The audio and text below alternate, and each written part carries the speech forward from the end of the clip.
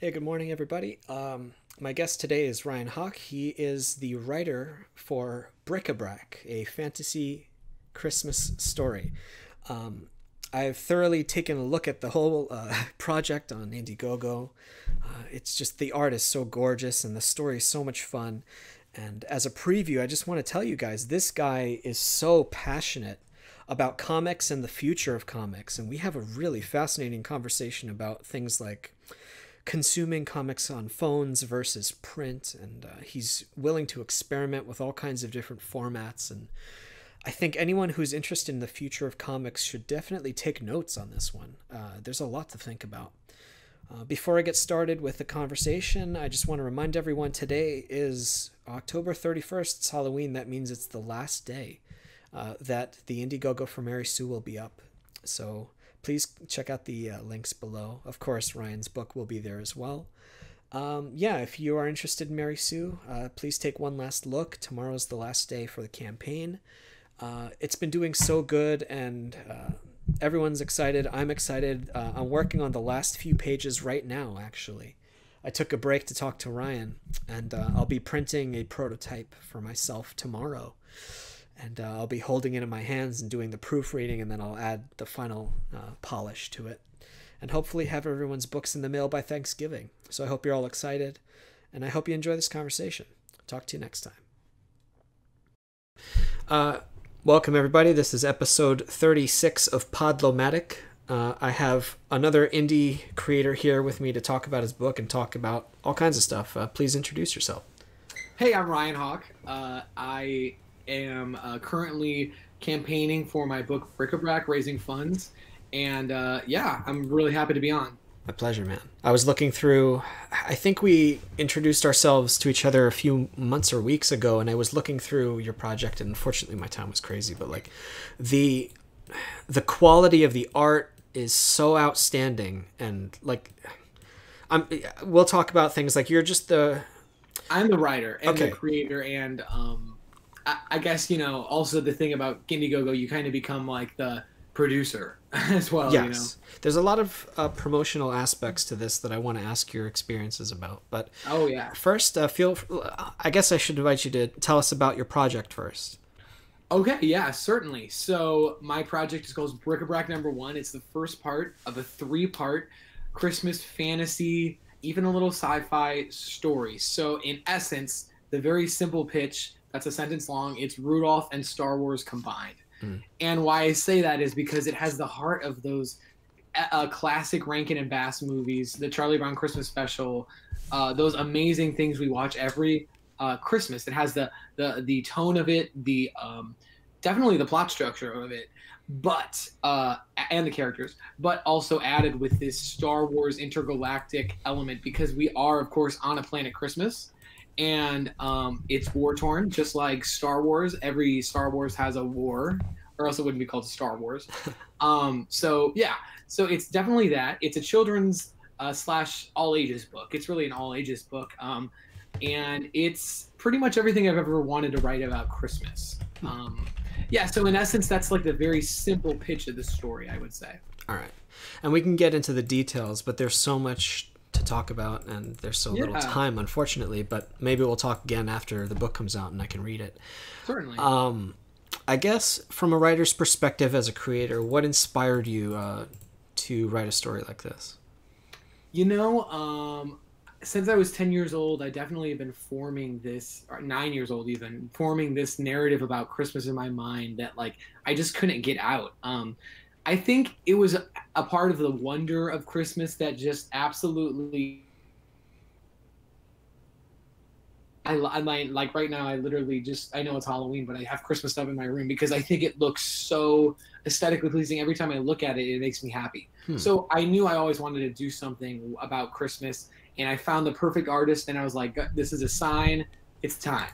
So the story itself is also dealing with elements that I kind of, things that I had to react to as a 10-year-old kid. Like, obviously my perception of Christmas at 10 years old, and now I just turned 21. So like a lad 11 years, this is what this story is about. So in that 11 years, people were telling me, "Oh, you can't like Santa. You can't like this. You can't like this. You can't, you know, celebrate Jesus's birth." You know, everyone wants to impose their Christmas on you and tell you how to celebrate it, and tell you how you should feel about it. And as you get older, you kind of see, well, yeah, it is a little bit about presents. You know, kids aren't happy if they don't get what they want.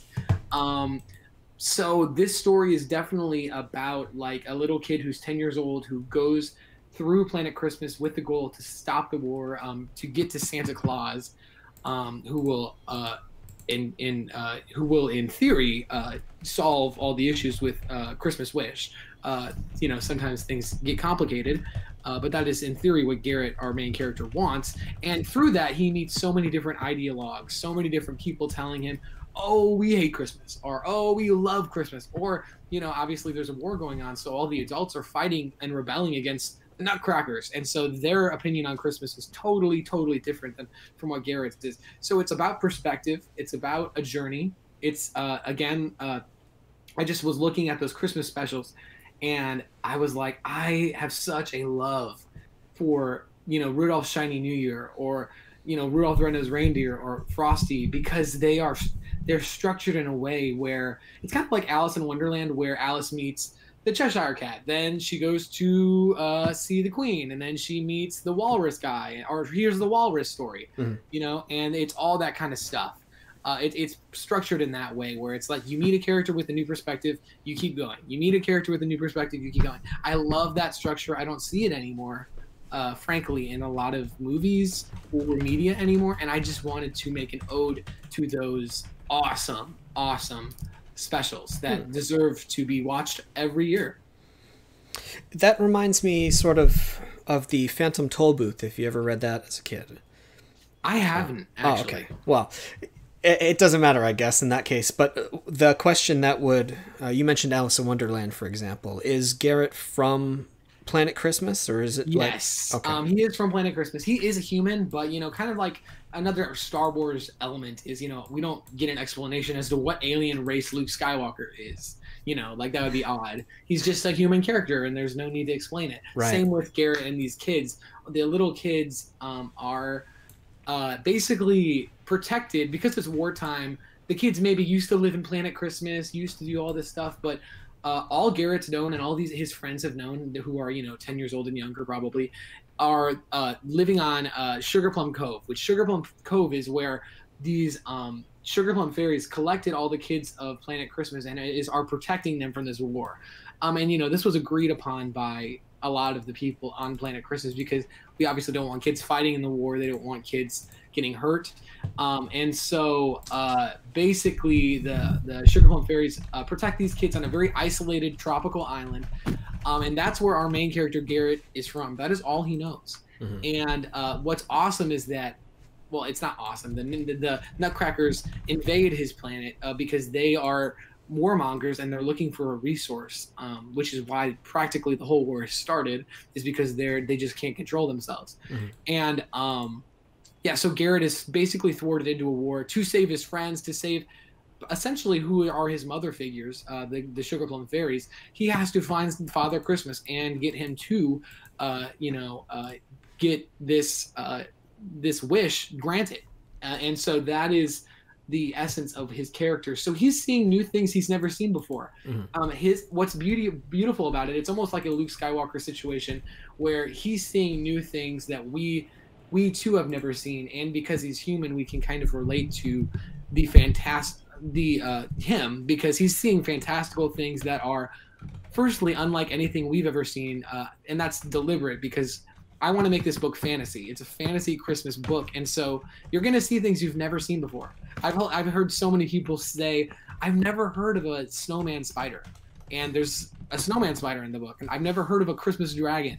There's a Christmas dragon, a Christmas lobster. There's all these awesome, fantasy characters in the book, and Garrett is definitely our anchor. So, do you cover? Is this a spoiler if I ask what the war is about?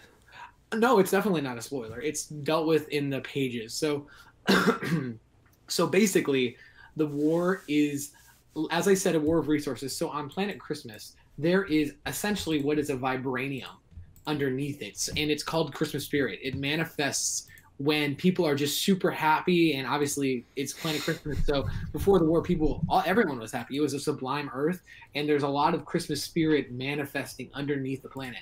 And the Nutcrackers, people kind of out on the other planets around Planet Christmas have started to notice, oh man, they have a resource. Like they have, there's something underneath that planet that is very, very powerful. And if we can get it, we can make new weapons. And like I said, it's like a vibranium kind of thing. So that's awesome. These other planets make contact with, of course, the craziest, most, in our world today, we would say they're just kind of unhinged, the Nutcrackers. And the Nutcrackers are very low tech. They've only had, as you see in the pages, they've only had wood ships, and they've been pretty generally nice before they make contact with these space pirates who are like, hey, we're going to give you all our old weapons if you can give us this Christmas spirit from underneath your planet. And so our main character, General Almond, who he has a past, he's a little crazy. We're going to get into that in later issues and maybe even a little bit in this part, but he basically says, of course, like, I want to take over this planet. He sees it as a means of being able to take over the planet and pretty much make Nutcrackers the leaders, which is something secretly he's always wanted.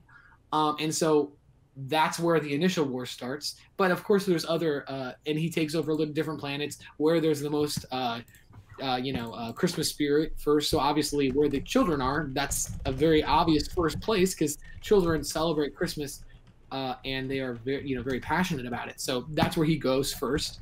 And, it just starts from there. Then there's another player, Good King Wenceslas, who he has his own, he's not affiliated with Nutcrackers. He has his own, little agenda, if you will. And he's enlisted the help of the three ghosts of Christmas past, present, and future. The story is actually narrated by the a Ghost of Christmas Present. So another callback to the Fred Astaire of The Year Without a Santa Claus. The narrator from Frosty. We have the Ghost of Christmas Present as our narrator.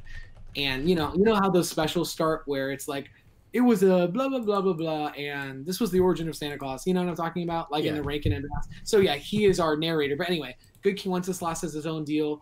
There's the rebellion where all the fantastical characters live and are fighting from. So there's so many different sides, and that's essentially simply. I try to make it as simple as possible, but that's where this kind of complicated war starts. And once the Nutcrackers impose their will, Good King Wenceslas is fighting against them, and he wants to impose his own will because he's like, well, it's my chance. Mm-hmm. This is wartime. I have clearly more powerful soldiers than the Nutcrackers, but yet the Nutcrackers have better weapons. So it's an interesting kind of thing going on. And so definitely, I've never written a war story before, but when it's dealing with such ridiculous, such odd situation, it's actually kind of contemporary, to be honest. It's very interesting. It's very interesting. As a writer now, what's your background been like? Do you go to school for it? Have you been doing it for fun? So I would say I started 6 years ago in high school, and yeah, just writing scripts for comic book scripts, really inspired by some of my favorite writers were definitely first Scott Snyder, and then maybe Jeff Loeb, and then Grant Morrison. I became hugely a fan of. I have a undying fandom to Grant Morrison. I would buy anything he ever made because he is a rock star, and he doesn't let anyone tell him what he can write or can't write, and he never will. And that's what a true rock star is. And so yeah, just seeing these amazing writers and artists. I wanted to be a part of it. And so that's really where it started, was just writing scripts. And then eventually I got people to collaborate with me, wrote really short stories. Then this is actually my first full-length story in comic form. Of course, I've written hundreds and hundreds of pages of the same story before, but this is the first time it's ever been seen by anyone else. So it's also a very important story to me because it's a continuing long-form story. I think my longest story that's been seen by other people is probably 12 pages. So this is going to be just 30 pages for this part. and then there's going to be 40 pages and then 40, maybe 50 pages again on the third one. So this is a new venture for me. Are the next issues written? Or Yeah, everything is written. Everything is written. But it is written in such a way that my artist, his name is Raphael, and he does not speak English incredibly well. So it was a new challenge for me to write in what is known as the Marvel method, which is really why I think a lot of the art looks so unique. You know, I'm starting to see new things in the art every day, and I've been sitting with it for 2 months at this point.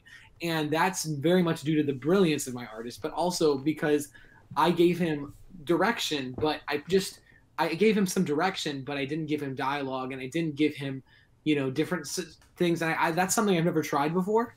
And I just felt that it was really, really unique with this one. So, and then you can add new things on later. So like the narrator, as I told you, you know, the Ghost of Christmas Present, he was not added at the time this campaign started. But as I started to ruminate on the art and said, you know, this would be so cool if this was our narrator. That's the beauty of having the Marvel method, is you can change things on a whim and say, this is where the story needs to be. Everyone's asking, who is this? Why is he in a chicken suit? What's up with that?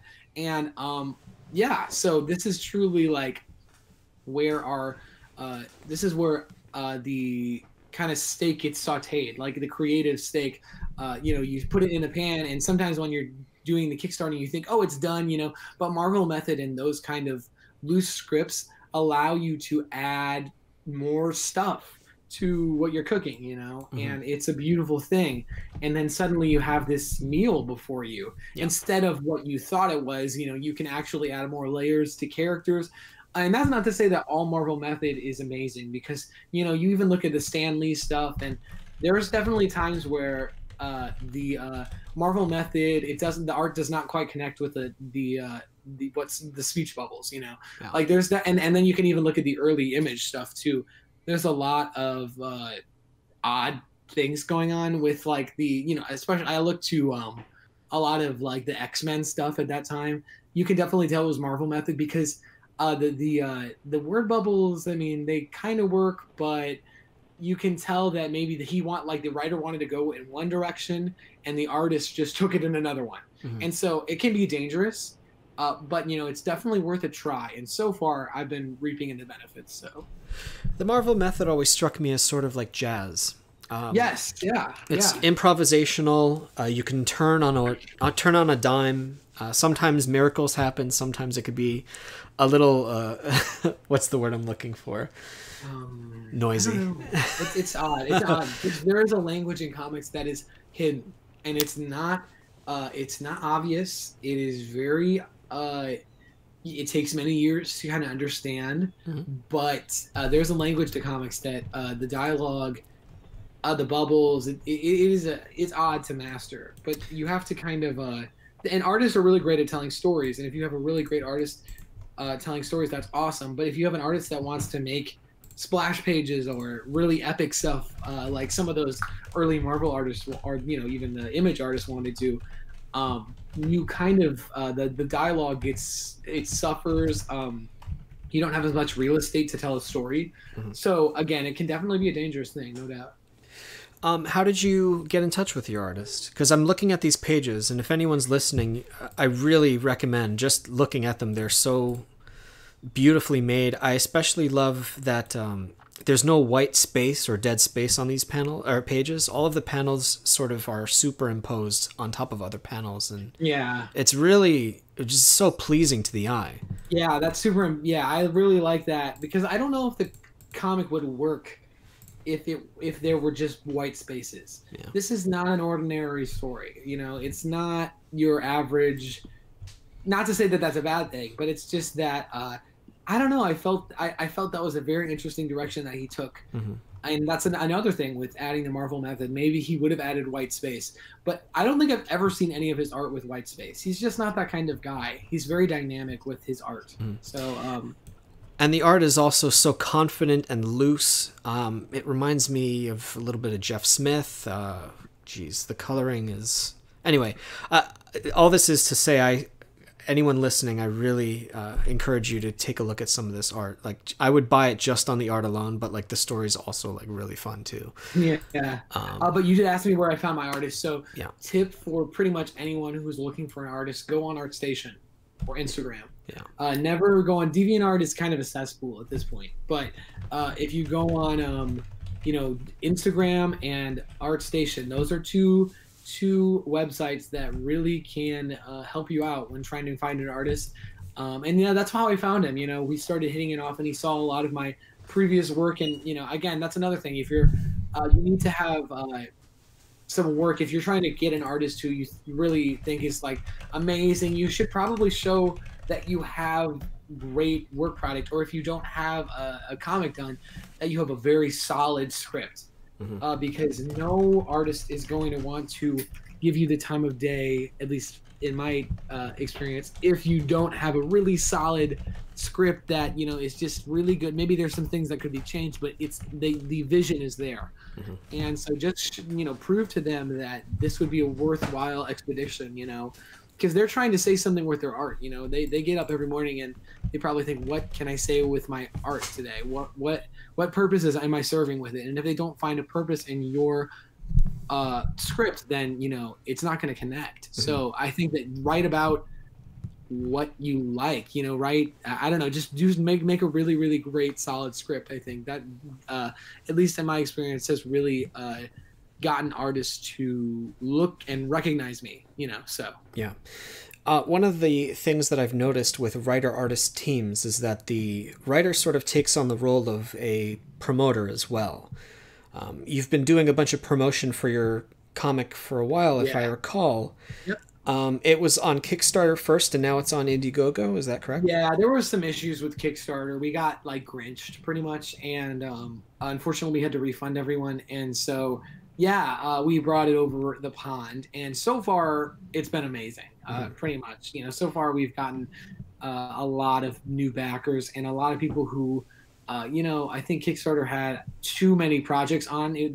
The comics tier was pretty saturated in the month of September, and also there were some controversies going on the website, so it kind of made people not attracted to giving and to any projects. And so, I just leaped over to IndieGoGo because it's just a really great website, and it offers more tools at your disposal, frankly, and artists and writers have so little tools to begin with in this day and age. I mean, we have a lot of tools. The internet is a huge tool, but it's just that Kickstarter, I feel like, restricts your freedom, restricts a little bit of your, not to say that I won't put books on there. It's just that I feel like the more tools you have to crowdfund and the more flexible you can be, we're artists, we're not marketers. Kickstarter makes it seem like we are business people, like all or nothing is such a crappy, it makes you feel like garbage. So I like IndieGoGo right now. Not to say that Kickstarter is bad. It's just, I don't know. I feel like I'm getting punished sometimes. Yeah, I've heard a lot of rumors about Kickstarter. I've actually, in order to confirm these things, I've been thinking of doing my own just to see what would happen. Yeah. But Maybe you should do. Yeah, they say you should do a Kickstarter first and then an IndieGoGo. I heard that yesterday, where they don't want to have like a clone campaign. I did my IndieGoGo first, and now I'm thinking of moving it over to Kickstarter just to see what'll happen. But then they have like curation, I've heard, where they will have to review your campaign and make sure that they like it and that it's unique. Really? That's what I heard. Like I have to offer things like an alternate cover or additional content and stuff like that. And I'm just, I've heard these things. So in order to confirm, I have to actually do my own Kickstarter because I'm the type of person that even if someone says don't touch the stove, I'll touch it anyway. But if you're not comfortable talking about your Kickstarter experience, I want to ask about things like, you're a fairly young guy, right? So what is this just like a brave, let's see what happens? Like what motivated you to give this a shot? Well, I did have a successful Kickstarter in July.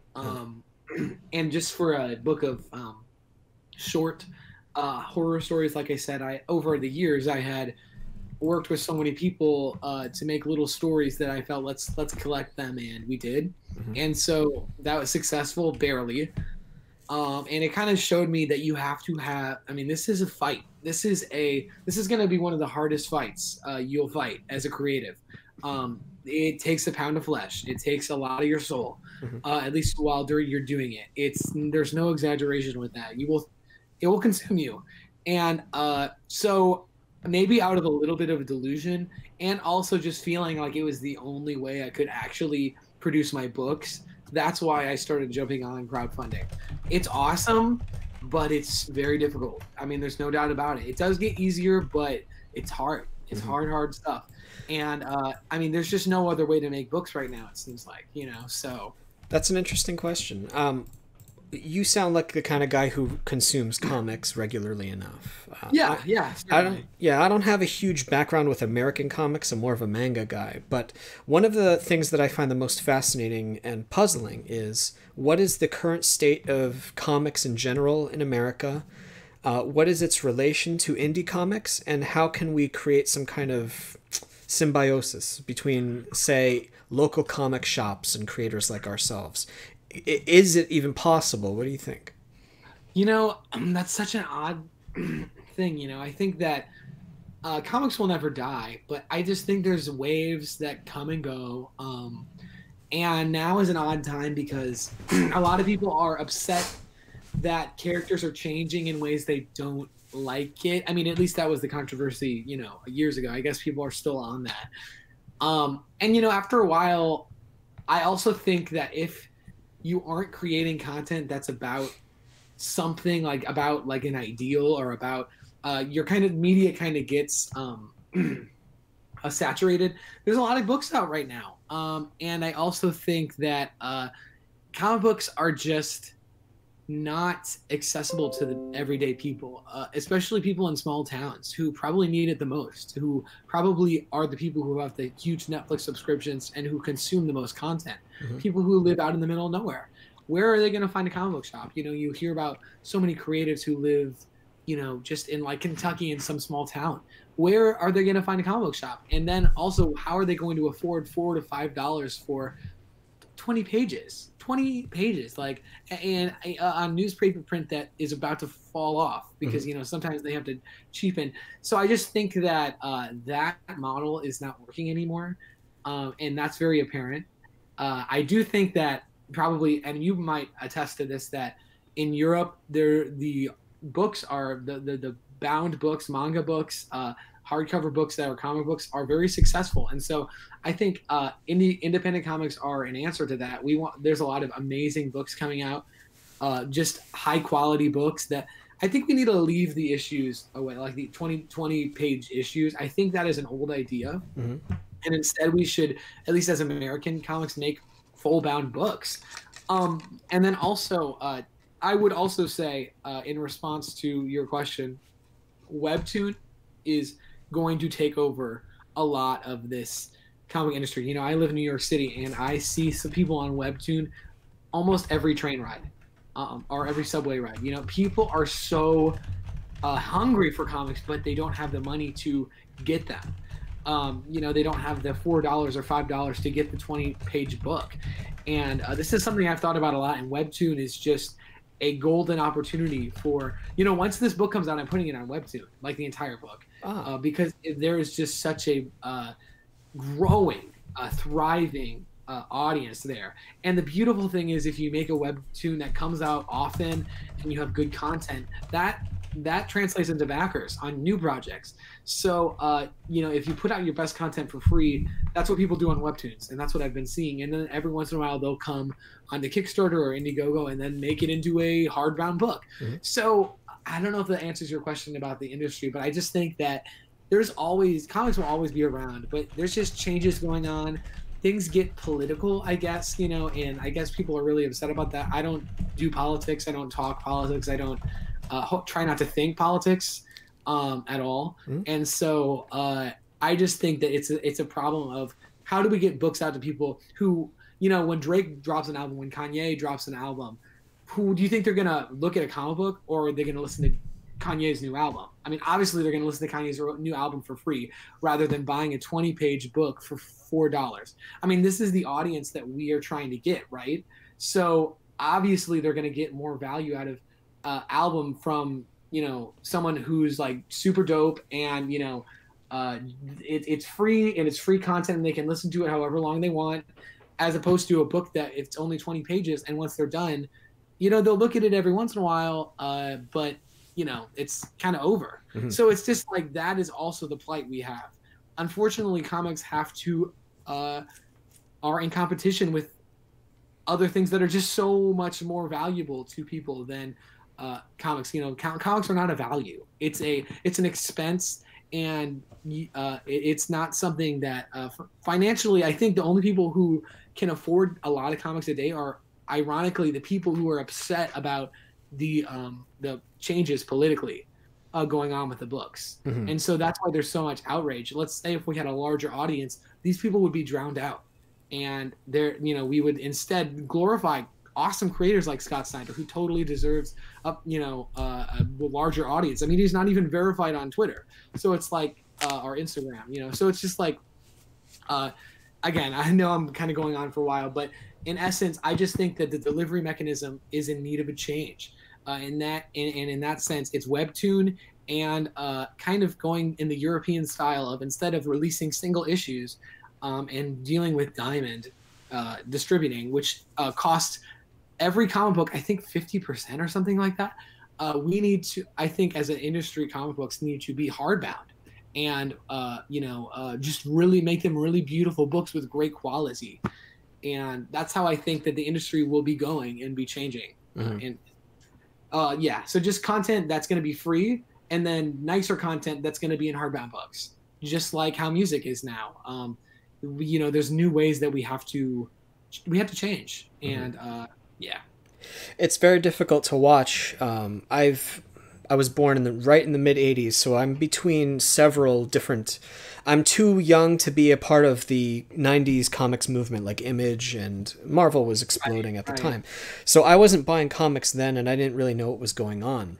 But all I can do is look back at documentaries and stuff like that and see what was going on and hear about, like, there are a lot of the people who I talk to on Twitter, for instance, are like in their 40s and they remember the 90s explosion, and they want the experience of going back to an LCS and finding all kinds of comics and stuff like that. But but also from a lot of the people, like, I try to ask these questions about the industry for as many people as I talk to on this podcast.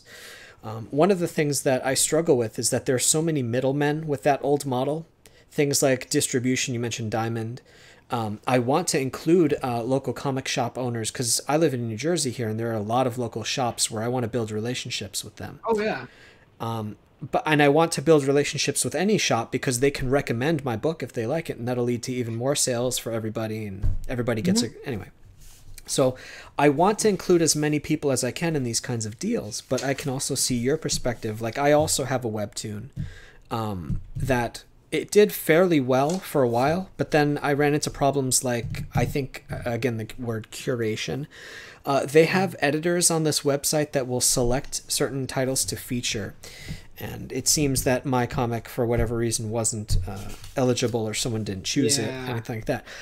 So one of the challenges for an indie comics creator is to try to find your audience and hook up with them directly and have nobody stand in your way. So that's one of the biggest challenges. Yeah. I think it will start to become more like social media, in the sense that there's already Tapas. So if you weren't successful on webtoon, you can head over to Tapas, and then there's Graphite. There's all going to be a lot of new sites. So it's going to kind of be like Facebook and Twitter, maybe, possibly, or even Spotify, Apple Music, Pandora. That's what digital comics should be. I love comic book stores, and I do think that they will survive with hardbound books. But I don't know. It's just such a tough situation, because I myself have worked at a comic book store, and I love it. But the people just aren't there. The audience, just the new kids, they just sometimes aren't there. And I love comic book stores, and it hurts to see a lot of them go. It really does. But at the same time, comics are changing. Comics are changing, and the way we take in media is changing. Our culture is changing. Everything is getting so saturated. I think in the next 10 years, we're going to have art that's very, you know, kind of just secular, and you know, go back to what culture really is, which is essentially worship. Like, I think we're so focused on different things that aren't that you know, like we're so focused on doing remakes of things and redos of things, and I just think that our culture is in a change, and comics are obviously, as we can look, comics are integral to our culture right now, but yet why are we not getting sales? Like, why? That makes no sense to me. And so clearly there's just a disconnect going on, and I think the huge disconnect is that a lot of the people who are watching the movies don't have the spare change to get a comic book that's only 20 pages. They would rather listen to like a new rap album on Spotify for free. You know, like, who wouldn't? You know what I'm saying? I mean, it's almost like a who wouldn't kind of thing. So we have to, you know, it's just such a weird thing, and I've thought a lot about it. It's a weird thing. It's a weird thing. Yeah, it's kind of a question. Well, smartphones are a relatively new invention. Like, again, I'm in this gutter where I was just young enough to watch all this technology evolve right in front of my eyes. But I was not born with it in my hands. So it's interesting to see people consuming content exclusively on phones. Right. It's one of the great advantages of having a webtoon in the first place. Yeah. I'm seeing, like, the one downside to it is a lot of people have told me they love my comic, the strip I have. And it has millions of views, but nobody has given me a lot of money. It's maybe like Patreon, a couple bucks here and there when I was updating it every day. So it's an interesting experiment to see that people want to consume comics on their phones, but they also have to, creators also have to be able to make a living, to make more comics faster. Exactly. And I've also heard an interesting story from people that worked at LCSs where one local owner told me that people won't walk into the shop unless they already know what they want to buy based on reviews. They don't browse. So I'm noticing an interesting trend. A lot of LCSs are closing. That's a fact. And she was really depressed when I was talking to her and listening to her business, story of her business. But I guess people are just not, like, young kids don't go to comic shops anymore. It's not a hangout spot, and they're not browsing, and comics are too expensive anyway. So it's this like boutique premium thing. A lot of the IndieGoGos and the people around me, it's very premium. Even mine's way too expensive. I have to try to fix that. It's so hard. It's so hard. Well, one of my solutions, if anyone doesn't know, is that I actually bought my own printer, and I'm printing my own comics in-house to save costs. Oh, wow. Okay. Yeah, so I have a printing background, and I decided, like, well, they're going to use a digital printer anyway, because it's they wouldn't use offset for me because I'm only selling a few hundred copies. But I figured if they're going to use the same kind of printer at like a Staples, I may as well just buy it, and I can control the quality at home. So that's one of the little tricks that I'm trying to do to lower the costs. That is very interesting. It's going to be an interesting experiment. What I need to see is when people have the books in their hands, what they think of it, if it feels... It is going to feel authentic, but like... I want to see, for instance, like, if you only print 500 copies or something at some printer that whoever can find their printer to do their stuff, they're going to use a digital printer anyway. So there's this fake authenticity that people, I don't think most people realize. You can buy one of these printers for like $2,500 and make your own stuff. And it's a really good investment. Yeah, you know, it's hard to think about this whole how to make money in comic books because ultimately my main goal is just to tell stories that I like. Yeah. That is really it. That's the only reason. That's why I'm doing it. It makes me happy, and I'm not looking for money really right now. Ultimately, I'm just looking for how do I tell these things, you know? And then maybe one day when I look up, it's kind of like you just keep your nose to the ground, and then one day maybe when you look up, there might be an opportunity before you. But ultimately, I feel really good with what I'm doing right now. You know, I'm still in school, so I don't really need to. And I obviously I'm going to be a teacher, but you know, it is hard. It's going to be hard to figure out what happens. But I think things are changing, things are evolving, and there could be an open door for every comic book creator in the future, because people are hungry for stories that have meaning and true meaning. And so, after we kind of get over this, people are so obsessed with, so some people, we have so much culture right now that's meaningless. And so if you prove, if you have meaning and if you have a book that's very good, and at least from what I've seen from people on IndieGoGo, the books are just of a different pedigree, of a pedigree I haven't even seen before. When I saw Monster MP for the first time, my jaw dropped. It is astonishing what Von Kloss and Marco McCagney accomplished. Shinobi Sasquatch are these books that were made by people who weren't in the comic book industry at all. I mean, I think that speaks to so much of what's going on right now. So it's honestly, there's just no telling what's going to happen. But I do think that, all I'm going to do is create what I want, make beautiful things to the best of my ability, and hopefully get people to enjoy a lot of books, just enjoy stories with real meaning, real true value. Yeah, it's tough, man. And but what you're doing, that's very interesting. Printing. Well, it's only one aspect. When we talk about things like digital, I think that's going to be something to consider. Like, if you think of a phone screen as a panel, even visual novels, those are kind of like a marriage between video games and comics, if you've seen any of those.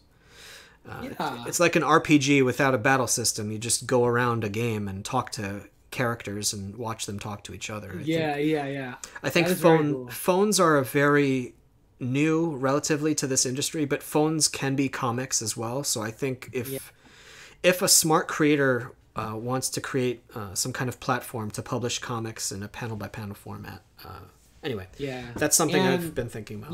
Even we're seeing changes with how artists make money. Now they have to have clothing brands. Now they have to have merch that, Ariana Grande, for example, merch just so expensive. So even the artists who used to be of the highest you got the highest amount of shekels, I guess, they don't make it anymore. So everything is changing. It's not just us. So at least with that, there's a comfort, right? So it's like we're all going through a change of, okay, we've had the internet for 20 years now. What is the future?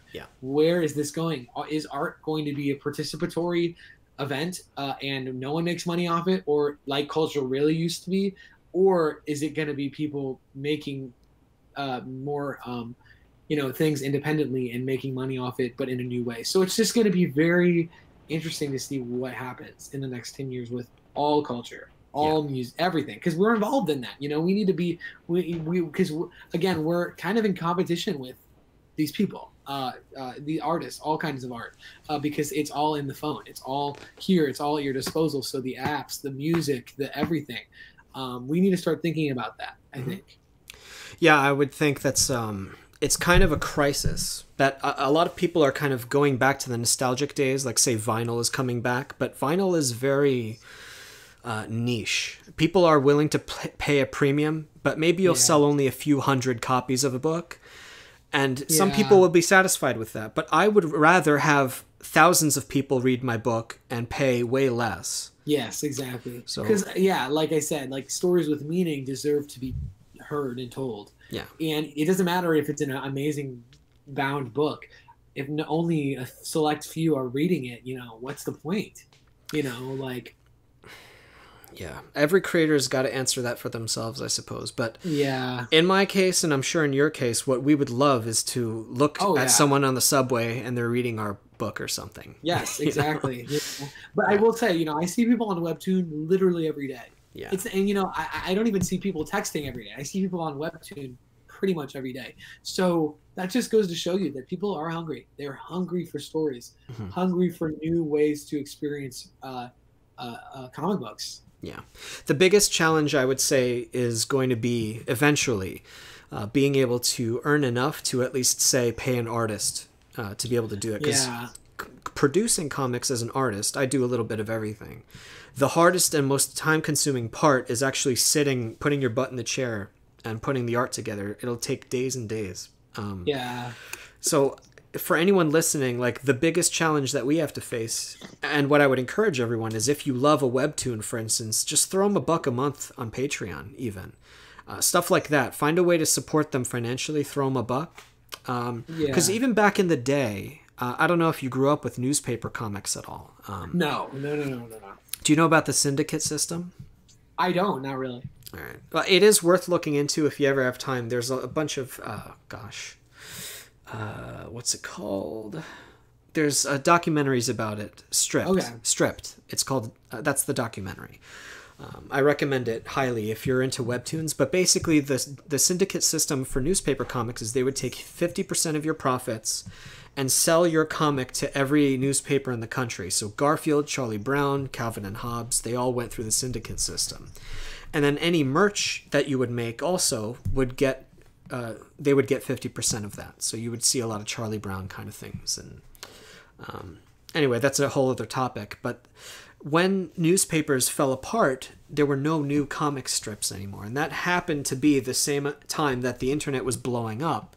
So you got guys like Scott Kurtz, who I want to talk to on this program sometime, who did PvP, guys like Penny Arcade and all those guys. They were doing web cartoons, web comics. Yeah. And that was before Webtoon became a thing, because that was a Korean company, relatively. That's right. Relatively recent. For sure. And we've got guys like Shenaniganson, who ended up on Webtoon. If anyone's curious, my first episode was actually with Shen of this podcast. But he ended up on Webtoon, and guys like, or girls, guys and girls like Sarah Anderson, I think, exploded. But it's curious to see that, I guess we're carrying on the tradition of strips, the way that it's being consumed. But phones, you're bringing up something that's really going to give me a lot of food for thought about how to present. Like, if I have a digital version of my comic, maybe I need to chop up all the panels so that it's one panel per screen. Yeah, that's exactly what Jason Brubaker does. He, his book Sithra, he had it obviously on Kickstarter, huge success. Yeah. Then he broke it down and put it on Webtoon and got paid there. So, everything is changing. Everything is different, and that doesn't even include, he could put it on Tapas and make money there. Yeah. But again, I think the way comic artists are going to be paid, there's a change going on. I don't know. I don't know how to, but ultimately all I want to do is put my nose to the ground and just tell really good stories. I don't care about the money right now. Yeah. I have a lot to tell. I have a lot to do. I got a lot of work to do, and I want to tell stories that are awesome.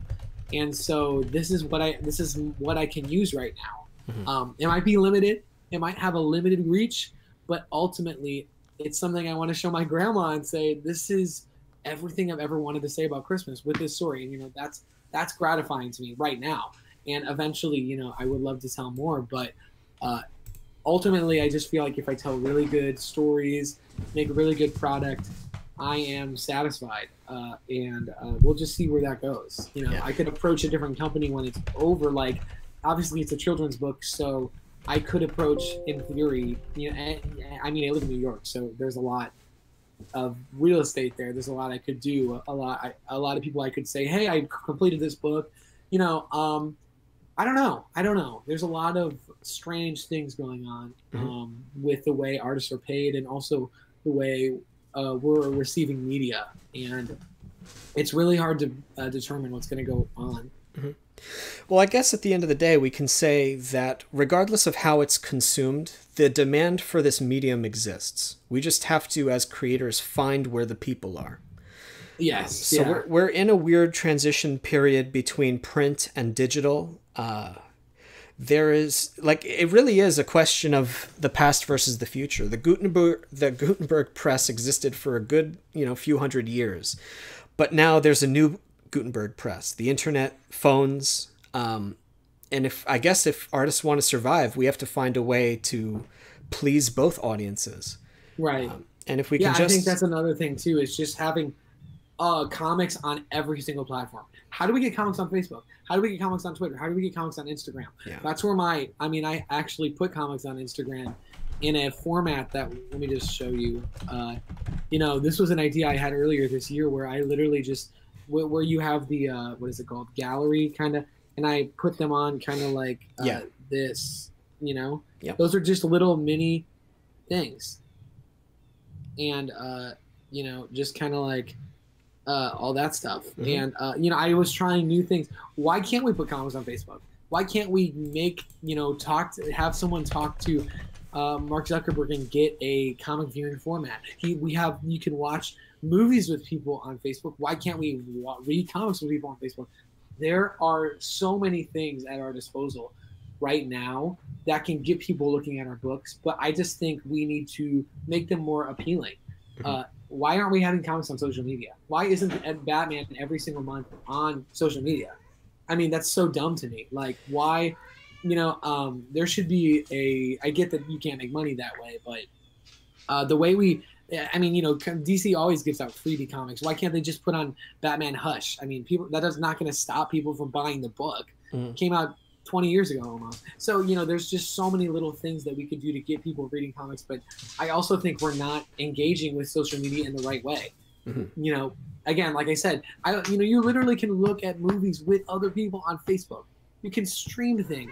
You can watch live videos. Why can't you read comics? So that's just another thing that I think will also change in the next couple of years is comics on social media, but not just, you know, Charlie Brown or memes, but actual books, actual stuff. So you know, that's another thing that I don't think we're engaging with enough, in experimenting with enough, and I haven't seen enough of that going on.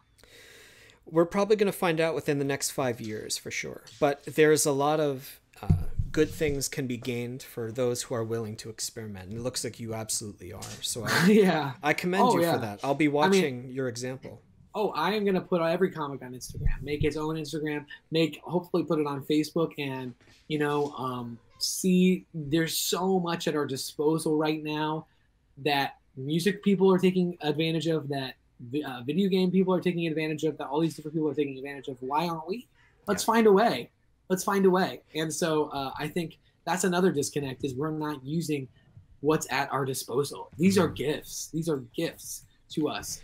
So the one obstacle, and I know you got to go in a second, the one thing that I need to think about is how to not upset print audiences who paid for a book by offering a digital version for free. So that's something that I'm going to be meditating on for a while. Yeah, but I actually took off the digital version of my book because, I mean, I put it back on because some European people were like, we want your book, but you know, we can't afford $18 of shipping. Yeah. And I was like, well, okay, I'll put it back up. But you know, digital is weird too, because I'll be honest, I just got an email. I have so many books I've backed, and I haven't even opened my digital reward. Like, I don't really care about it because it's not appealing to look at, really, especially on a laptop. So that's another thing we need to work on, making comics look appealing on phones. Like, how do we do it? You know, I mean, we figure out a lot of things as a human race. Why is that so difficult? Like, we can make it happen. So this is interesting stuff.